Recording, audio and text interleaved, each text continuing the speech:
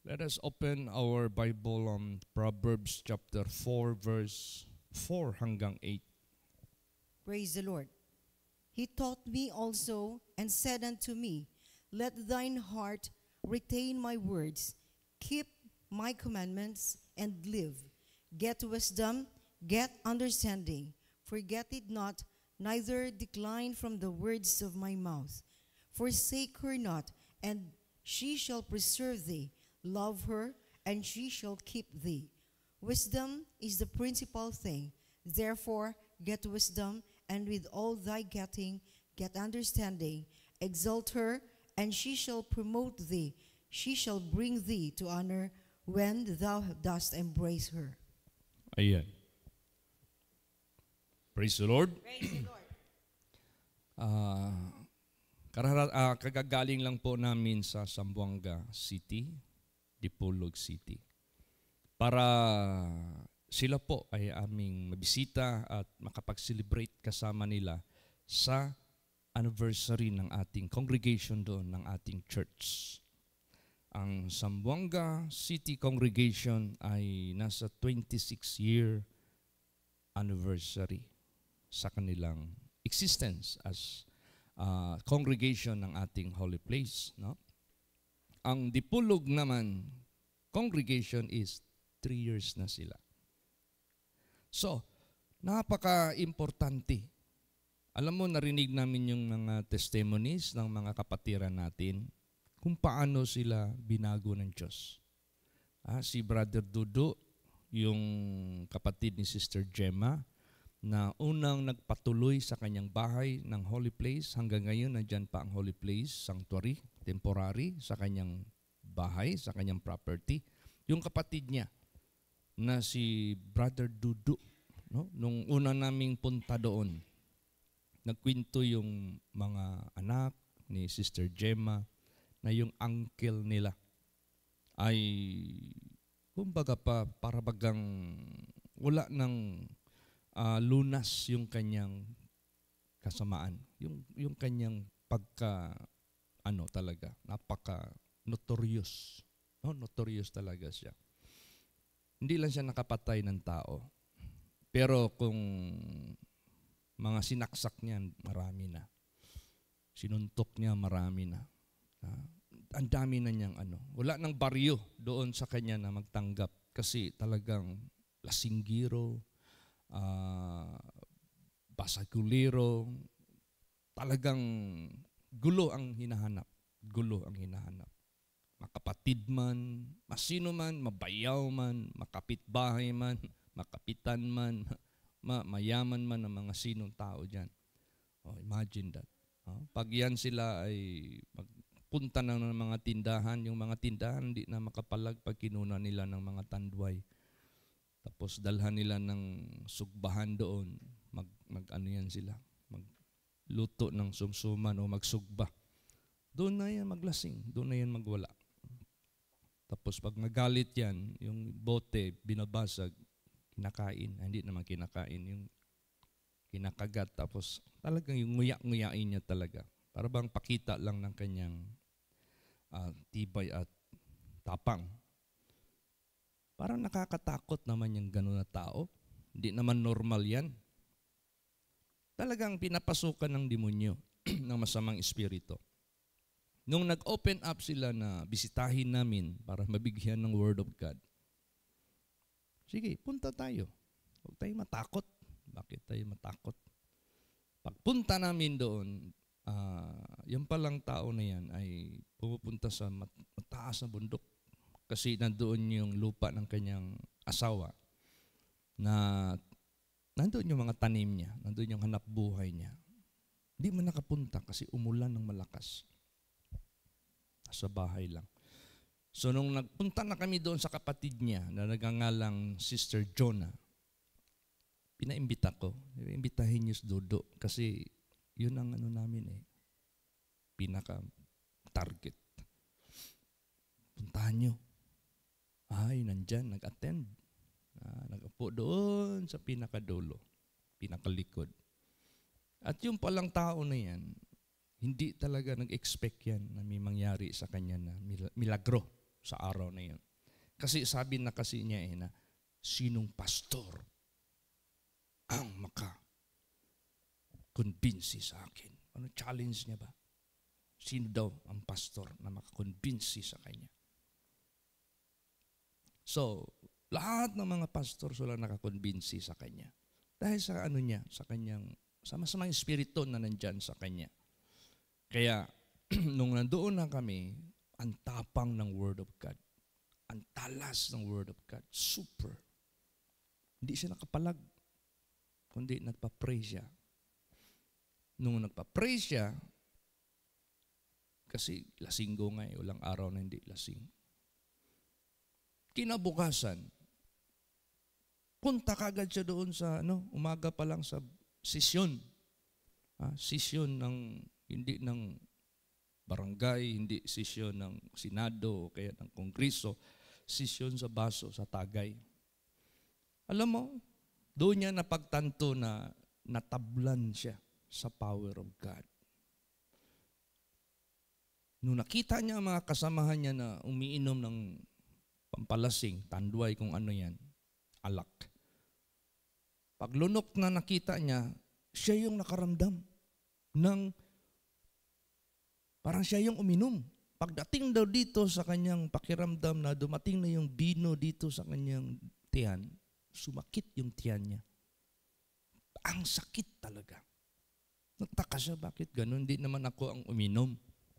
Tumingin lang ako sa kasamahan ko na kasi makiinom na rin ako sa kanila sana. Pero nung siya ay umiinom, bakit ako nakakaramdam na ako ang uminom? Na hindi naman ako humawak ng baso.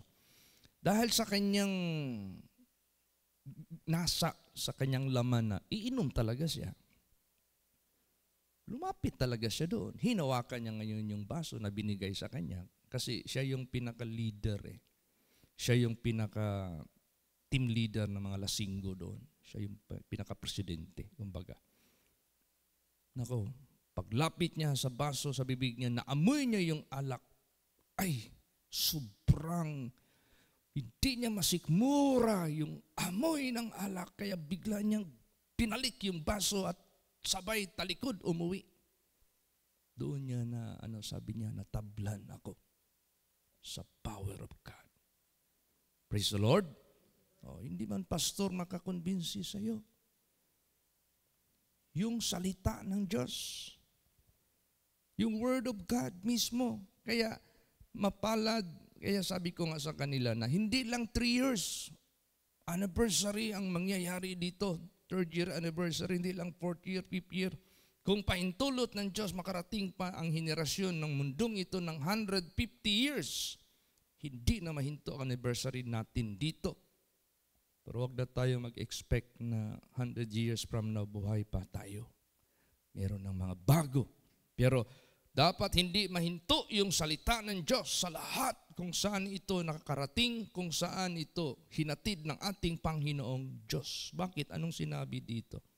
Basahin ko sa Bisaya, Cebuano. Og iyang gitudluan ako. See, yun ang ng Diyos. Gitudluan ta niya. Og miingon kanako, pagtipigi sa imong kasing-kasing ang akong mga pulong, bantay ang akong mga sugo, og mabuhi ka. See, hindi na tayo mamamatay. Pag iningatan natin ang salita ng Diyos, bakit namatay si Pastor Samuel Gabre? Hindi ito kamatayan sa ating physical. Walang problema ang kamatayan sa physical. That is natural. Walang problema ang kamatayan sa physical. That is not the issue because we are appointed unto it. Walang walang problema ang kamatayan sa physical kasi hindi na tayo makabalibad, hindi na tayo makatakas niyan. Ang kaluluwa ang pinag-uusapan dito na hindi mawawala forever and ever na kinakailangan ito mailagay sa safe na lugar. Kailangan ito mailagay sa presensya ng ating maylalang para doon tayo kasama sa Kanya sa ating rest, the rest of our existence which is eternal forever. Dapat doon tayo sa Kanyang kaharian. at hindi tayo mamamatay sa ating kaluluwa sa ikalawang kamatayan na walang hanggang hapis, walang hanggang kahirapan sa buhay, walang hanggang kapobrihan, walang hanggang, sakit sa ating kaluluwa. Bato ni ang kaalam, bato ni ang pagsabot, ayaw kalimti ni pag-ayran mo ang mga pulong nga gikan sa akong baba. Unsa may purpose nga na may mga simbahan karon sa tibuok kalibutan, sa ato lang nga bahin sa holy place. Kaya ang pulong sa Dios igawali nga way undang sa mga membro, katong mga matay, harvest na sila ni Jesus, katong mga buhi, hulat na sa pagbalik ni Jesus, kundi pa na mamatay, andam lang kanunay. Muna purpose sa pulong sa Diyos. Batunan nato na ayaw siya pagbiyai, o siya magapanalipod kanimo. Asa man ta panalipdan? Panalipdan ta kay ni Satanas. Mulag tukmod nato, yung bang proteksyonan tayo sa salita ng Diyos mula kay Satanas na magtulak sa atin sa ikakapahamak ng ating kaluluwa. Higugmaa siya, o siya magabantay kanimo. Siya ang magabantay nato. Nganuan, oy makabantay nato, walay security guard din his kalibutan nga mag-offer og serbisyo nga i-hire me, kay makita biya namo ang mga daotang espiritu nga mutintal ninyo o mutukbod ninyo sa kalaglagan sa inyong kalag, i-hire me. Na amin night vision, naapod mi gahom, nami lisensya gikan sa Ginoo sa langit para mo protect ninyo. Why tao makaprotect nato din wala security agency makaprotect nato. Sama sa mahimo nga protection sa atong buhing Dios. Kaysa nakakita sa mga unseen enemies. See, grabe ang protection ihatag sa Dios kanato. Ang kaalam mao'y labaw nga butang. See? Ang pulong sa Diyos, ang kaalam nga langit nun nga iya sa Diyos nga naghimo sa tanan, labang importante. Busa bato ni ang kaalam, oo uban sa tanan mo nga pagatinguhaon, bato ni ang pagsabot. Ipataas siya, o siya magapauswag kanimo, siya magadala kanimo ngadto sa kadungganan kung ikaw mugakos kaniya. Praise the Lord. Yan. Kaya tayo sa buhay natin, yakapin natin itong salita ng Diyos. Hindi na ito mahinto sa buhay po natin. Patuloy tayo dyan. Bakit? Ito lang yung magbibigay sa atin ng assurance of eternal life. Assurance of health. Assurance of clothing. Assurance of shelter, assurance of protection, assurance of success, assurance of victory, temporarily and eternally. Dalawa. Si Elon Musk, wala man siyang sinabi na, okay, I made this company, SpaceX, that I might bring you to the kingdom of God, that you may live there without end. Wala.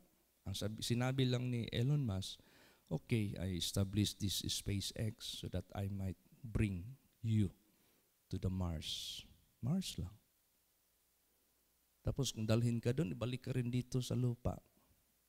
Balik naman sa normal. Punta ka doon sa Mars, makita mo lang yung mga bundok doon. Kita mo lang yung mga lupa doon, kung anong kulay, anong itsura. Di ka pwede magtagal doon. Iba man ang temperature doon. Iba man ang atmosphere doon. Lagi ka magsuot ng astronaut mo, di ba? Balik ka kaagad. Pero ang Diyos, palitan yung katawan mo. Yung katawan mo na makalupa, kailangan talaga yan mamatay. We need to die. But the banis must not be expelled. Yung banis na yan, yung kaluluwa natin, pag mag-akyat na yan, dapat hindi yan na-expelled. Dapat i-receive ka sa Diyos, sa Creator mo, that you may enter to the Most High. Hindi kayang abutin ng rockets. Hindi kayang abutin ng knowledge ng tao. Kaya, i-embrace natin yan. continue tayo sa salita ng Diyos. Praise the Lord. Huwag na tayo maghinto. Basa 2 Timothy chapter 3 verse 14. Praise the Lord.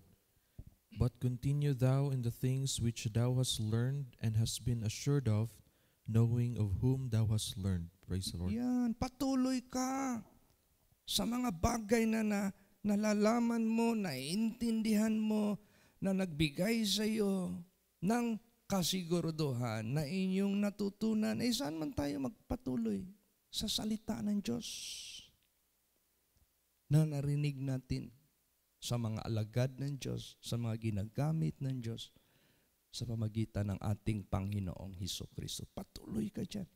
Kaya masayang-masaya yung mga membro sa Zamboanga nag-celebrate. Masayang-masaya yung mga membro natin doon sa Dipolog City.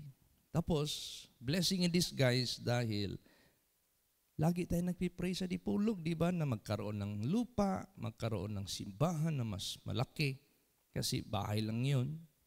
Ilan man lang yung magkasya doon? 20. Sikip na. Alam mo, may hinipo si Lord Jesus na kapatid ng ating membro doon na gusto niya na rin na maging membro natin dito sa Holy Place, na sa Australia na nagtatrabaho. Doon kami nakatira sa bahay niya na libre, walang bayad. Pagkatapos, yung lupa niya 1/2 hectare sa area na yon, sa Dicayas, Barangay Dicayas. Nag-ask ba ako ng favor kay Jesus, Lord, mag-provide ka ng lupa. Alam mo, kinuwento ng kapatid niya na si Brad Lando doon sa kapatid niya sa Australia na ganito, pwede bang magamit ng lupa dyan? Kinausap ko yung may-ari. Sabi niya, walang problema, pastor. Sure, sabi niya. Magkamit kayo dyan. Ay, pinuntahan namin kinabukasan, in-estimate namin gaano kalaki yung lupa na pwedeng magamit. Unlimited. Bakit unlimited? 1/2 hectare. Laki ng 1/2 hectare. Halos ganito kalaki. Praise the Lord. So, God provide by the grace of God. Kaya i-pray naman natin yung itayo. I-pray naman natin yung paggawa ng simbahan. Huwag kayo magproblema. Pag nag-provide si Jesus ng lupa, ibig sabihin, ipo-provide niya ang pangtayo ng simbahan. Ang importante, walang mawala sa inyo.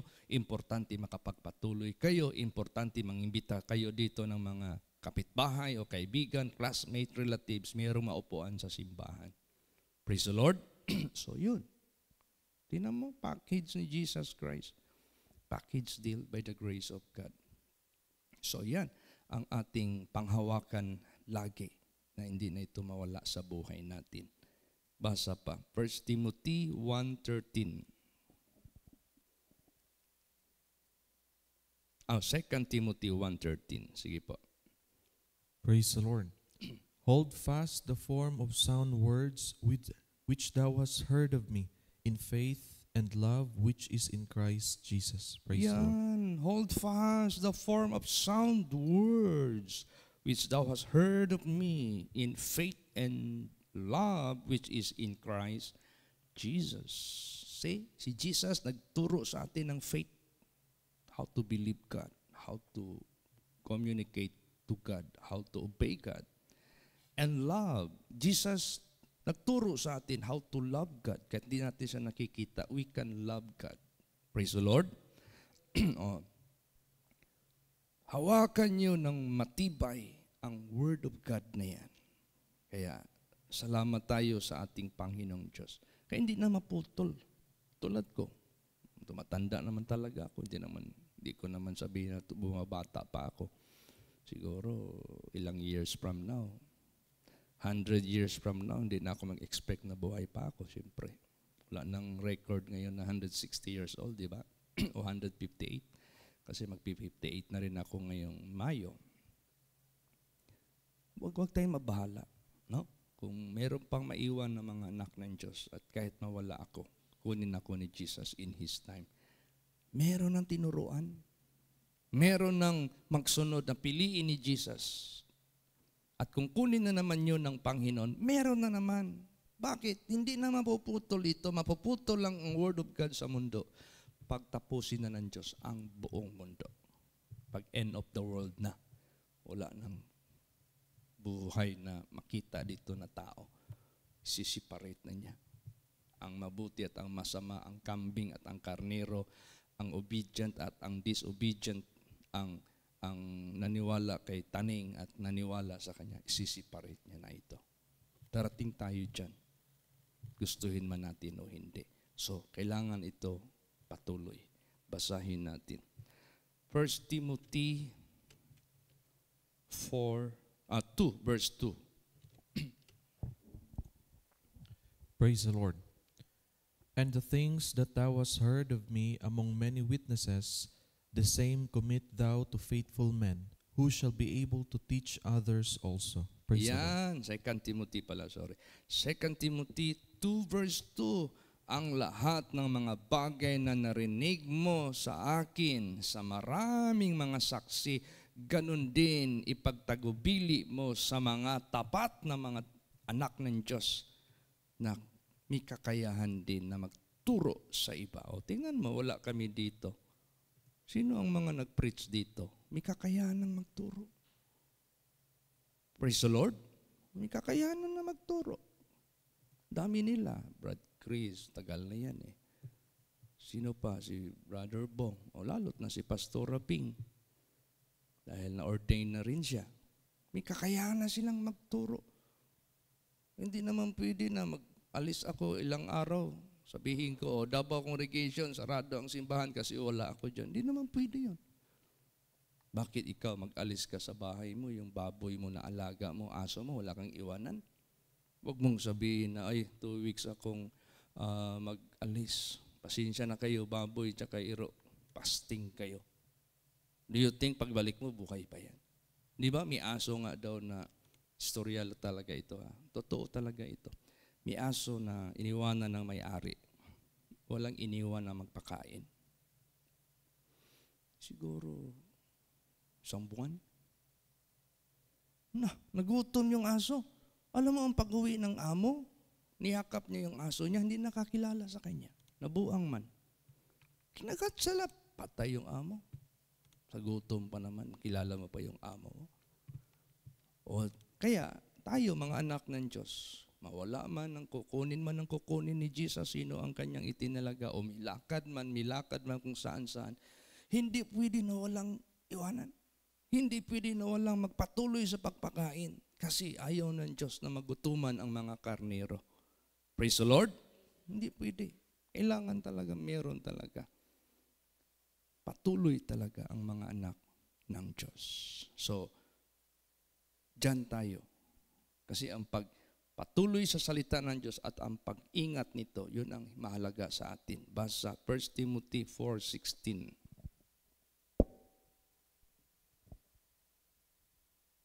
Praise the Lord. Take heed unto thyself and unto the doctrine. Continue in them, for in doing this thou shalt both save thyself and them that hear thee. Praise the Lord.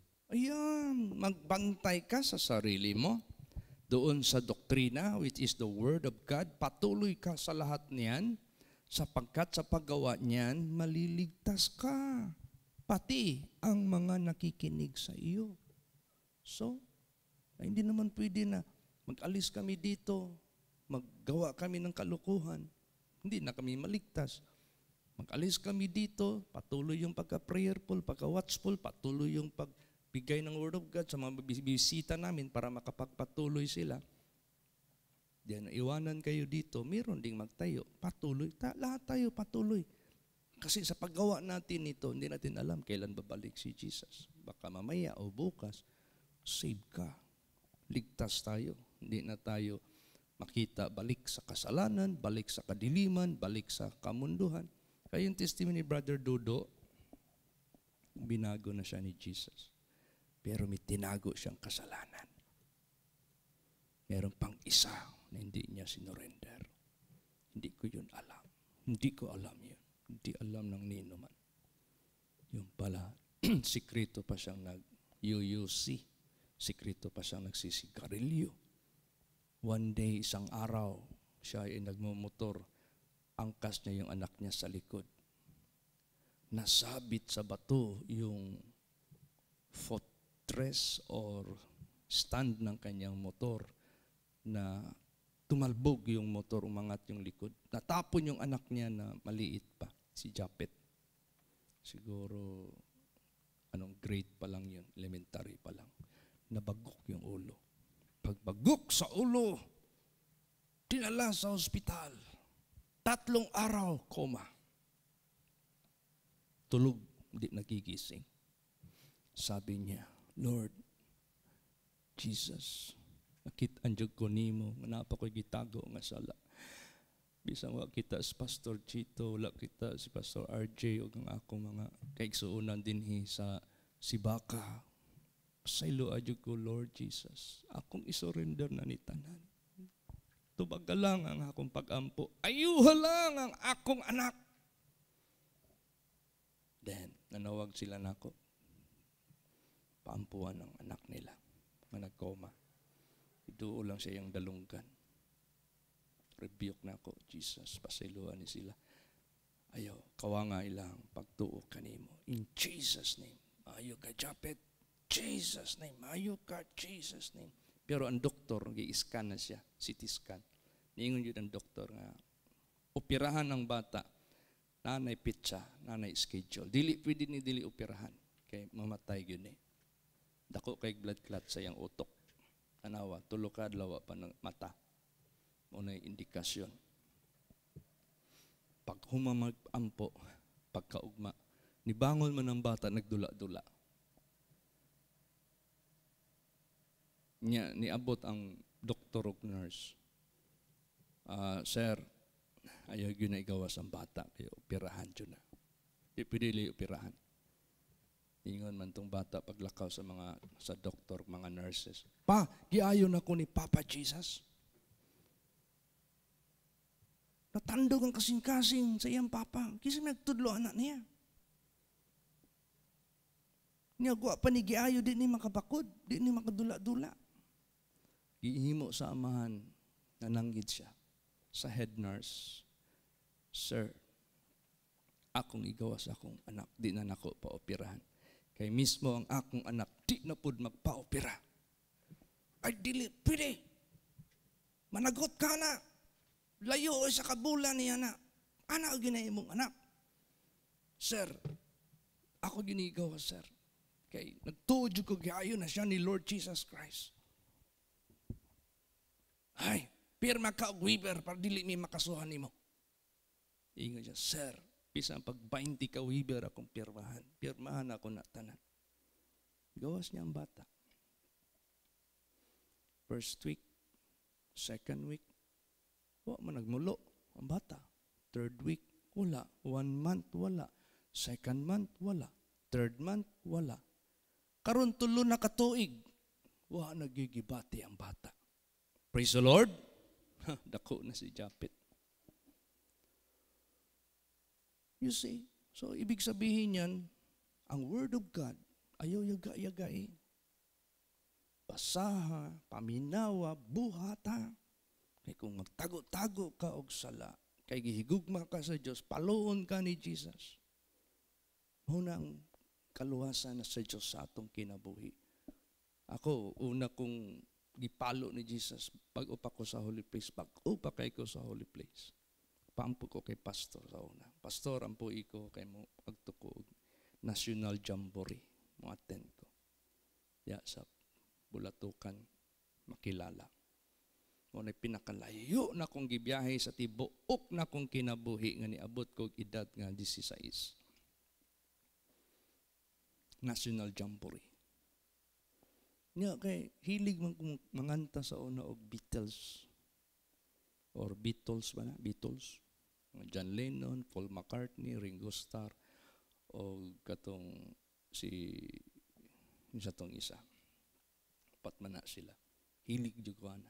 Kalimot man ko nga di na ta pwede mo kanta o kanang worldliness o worldly song. kay why Dios diha, why na mention din na. Urag LA ba nga gi-mention ang Dios din ha. Puro lang kalibutanon. Diri na ta sa Dios magdaig, diri na ta sa iya magpahimaya. Kanta-kanta man ko dito. Nabungol bitaw ko. Itong tainga ko biglang nag-ugong.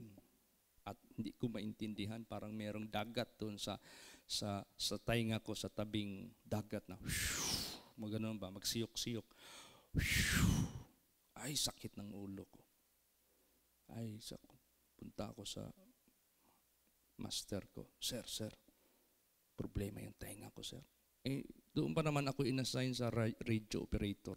Wala kaming kasali sa hindi kami kasali sa activities. Inassign kami as staff. Sa radio operator ako na-assign. Nag-aral kami niya ng coding. Hindi ko na mati, sir. Sige, punta ka dyan sa clinic. Punta ako sa clinic. Nurse, mayroong sounds, sakit yung ulo ko. Ilagyan ng drops. Ay, nako, nadagdagan tuloy yung tubig. Ni samot. Hindi ko ni samot may noon. Hindi na inom ko kadungog da. Lumuhon lang ako. Jesus, forgive me. Anong nagawa ko? Patawarin mo ako. Bigla lang. Instant gumaling. Kaya sabi ko, unsa man din ang nasudlan ako ng holy place. Di man din na basta-basta. Di man din ko makatago og sala. Praise the Lord. O, di ba? Sa ating pagpatuloy sa salita ng Diyos, iko-correct ka ng Diyos. Lilinisin ka ng Diyos. Walang matatago sa Kanya dahil nakatingin siya lagi sa atin. At mahal niya tayo, pinapalo niya tayo.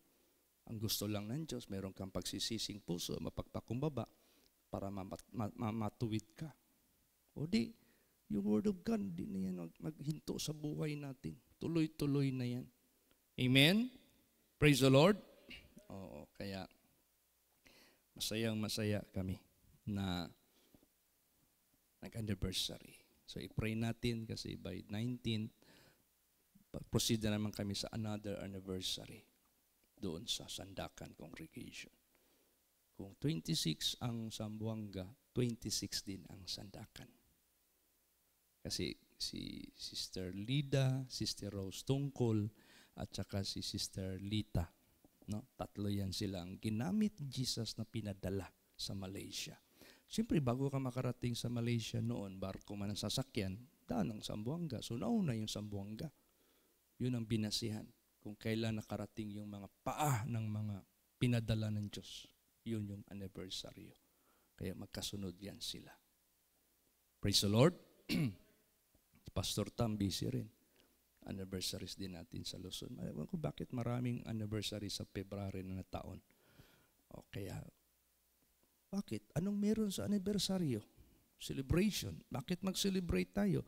Yung Word of God nakarating. Anong nagawa ng Word of God sa mga tao dyan? Na bago, nalinis, naligtas, naliwanagan, pinagpala ng ating Panginoong Diyos. Kaya, celebrate tayo. Kaya kung di yung Word of God dumating sa buhay ko, kahit sa buhay nyo, wala tayo ngayon dito. Nandoon pa rin tayo sa putik ng kasalanan. No? Bulag pa rin tayo sa katotohanan. Bihag pa rin tayo ng kadiliman. Pero to God be the glory dahil sa salita ng Diyos. Ito lang yung nakapagbigay sa atin ng kaligtasan. At dyan tayo natututo. Mayroon palang kaligtasan. Basahin natin yan. 2 Timothy 3:15.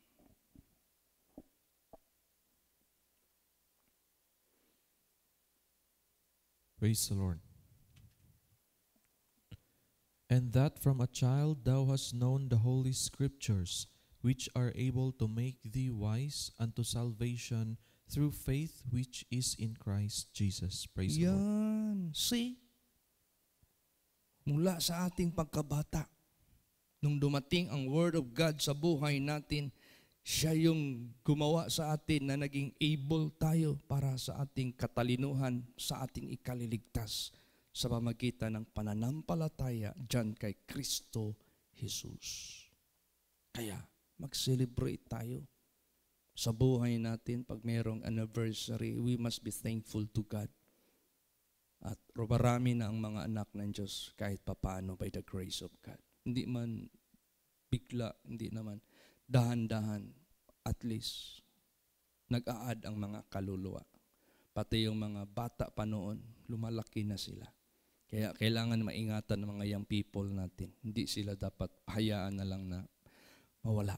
Kailangan sila ma-spare. Bakit? Yung mga magulang na nauna dito sa dakong ito na naligtas, grabe ang prayer, grabe ang pagsisikap na ang mga anak wag mawala. So, it is our responsibility to take care of them. Kaya meron tayong spiritual youth camp, meron tayong spiritual retreat, meron tayong Sunday school sa mga young people at sa mga kabataan. Anong meron dyan? Word of God, Word of God, Word of God, Word of God, para walang mawala sa atin. Amen? Praise the Lord. At tayo na mga may edad na, Word of God din. Para kung tatanda na tayo, hindi na tayo mawala sa kaligtasan. Last verse, 1 Thessalonians 2, verse 13. Praise the Lord. For this cause also thank we God without ceasing, because when ye received the word of God which ye heard of us, ye receive it not as the word of men, but as it is in truth, the word of God which effectually worketh also in you that believed. Praise the Lord. Yan, pasalamat tayo sa Diyos dahil tinanggap ninyo ang salita ng Diyos na hinahatid sa inyo, hindi sa salita ng tao, kundi sa salita ng Diyos na gumagawa, kumikilos sa inyong ikaliligtas.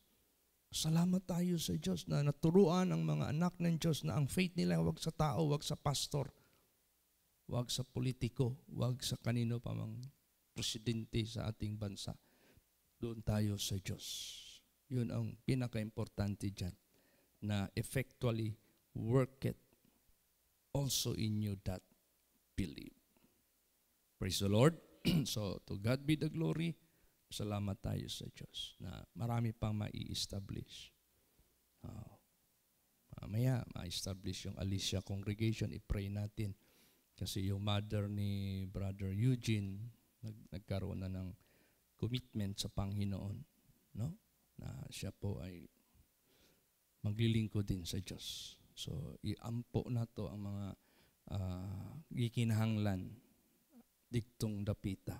Unang-una, daghang naminaw sa parinti ni Pastor Bing, daghang naminaw sa parinti ni Brother Eugene, then dapat naging sila simbahan dikto. Maglambo na siya by the grace of God, by the power of God. God will provide. Tanaw ang Dipolog, 3 years after na nag-donate. O kung di man na i-donate, ipagamit man na, bahala na si Jesus. Basta na ay magamit. Praise the Lord. Sama ng Sambuanga, ipagamit raman na. Taon-taon, niingon na ang tag-iya. Okay, I will waive my rights to transfer the name of the title in the name of the church. I will make an absolute deed of donation. Uy, ititulo na sa holy place. Praise the Lord. Ana man ang tag-iya nga ipagamit, walay problema. Sige. Nya, pagka-ugma, anniversary na. Yun, report na sa ako, Sister Gemma. Ingon na Sister Gemma, Pastor, nanawag sa among tag-iyaan ng balaya. Mato sa Australia, igsoon ni Badlando. Kaya magpagamit sa lote niya para simbahan. Unsa may maayong balita. Kaya mo-attend daw siya sa kasal ni Pastor John Mark sa Davao. Praise the Lord. Mo-attend. Gikan sa Australia. Na siya confirm ticket. Murag 2 weeks ba to?